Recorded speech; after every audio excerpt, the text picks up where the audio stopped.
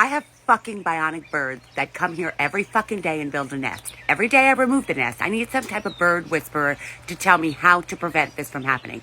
This is under my gazebo where I sit every night. I have this fan here. They haven't fucked with this fan one time. Every day they fucking build a nest. I don't get it. I don't know how. I thought baby robins the season is over. I have other nests around my property with eggs and babies. So why are they still building nests in fucking June? Please help. Please give me some type of tip to prevent this from happening. I need to stop it. It's driving me crazy.